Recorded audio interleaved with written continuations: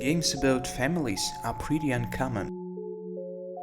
Ignoring the state of games about dads, because they are about dads, not families, which is sort of accidentally on point.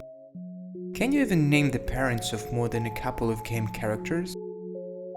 There are probably more about orphans than about someone who even in passing has parents. Children of Morta is all about the family. It's a slasher-light, Diablo-ish game without the loot, which has undergone years of crowd-funded development by Dead Mage. The project is looking to tackle real-world problems in a fantastical setting.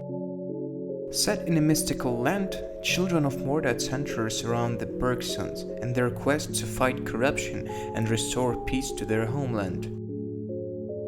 The story, despite falling into common tropes seen in fantasy tales surrounding them, is an engaging one. The Bergsons are the beating heart of Children of Morta in nearly every aspect.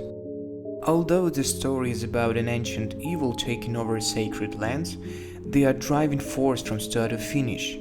The true narrative is that of the constantly unraveling lore of the Bergsons. As you progress, you learn more about the rich history of this bloodline and find yourself intertwined in their affairs. Practically every moment of the story that is focused on Bergsons and their relationships is utter joy. The interactions between the family are heartwarming, funny, and sad at times. They will do anything for one another, and they have no compunction about heading into danger to protect their kin. Even if you don't play co-op, you'll occasionally have a Bergson turn up to help in some way, and it makes all the sense in the world.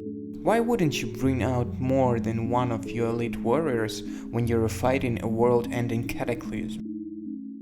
All of the dungeons, forests, and temples you'll explore in Children of Morta are procedurally generated. Despite the obvious concerns, they still have a sense of consistency and cohesiveness to them.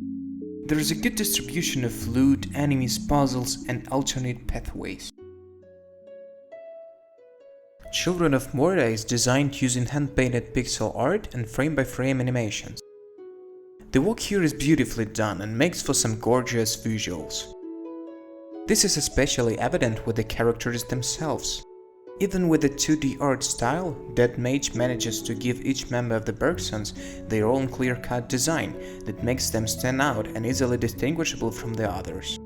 The choice to go frame by frame with animations also makes the world feel more alive.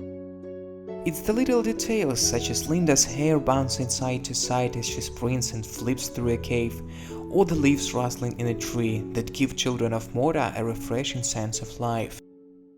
The sound design is another key feature that makes this action RPG feel so lively. Sounds like John's sword slicing through the air when you miss an enemy, or the soft sounds of boots stepping through dirt are the prime examples of the attention to detail with all of the environmental sound effects.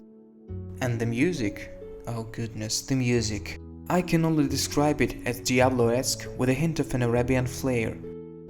It's like taking your favorite dish, adding some spices, and coming up with something altogether new and interesting. The variety amongst the different members of the Bergson clan are spotlighted in the gameplay, which is the most substantial part of Children of Morta. This big family doubles as a diverse roster of heroes with different playstyles to bring to the table. The core roguelike structure of go in the dungeon, get as far as possible, die and come back stronger is the foundation of the experience, and each aspect of it is phenomenal. Exploring dungeons is an engaging and challenging experience thanks to the randomly generated layouts and varied enemy types.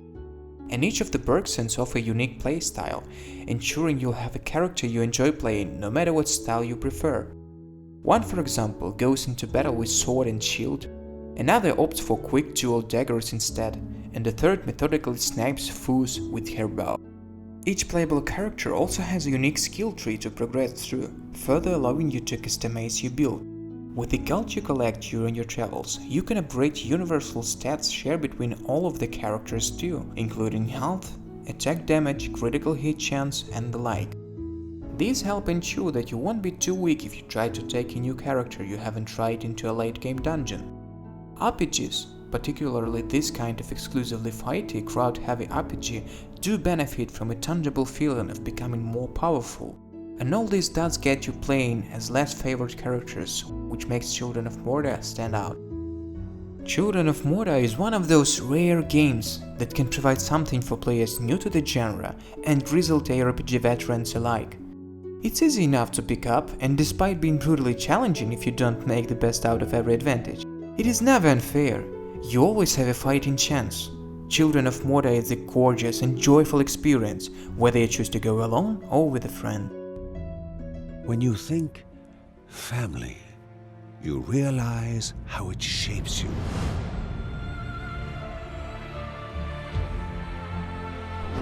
How it shapes us all.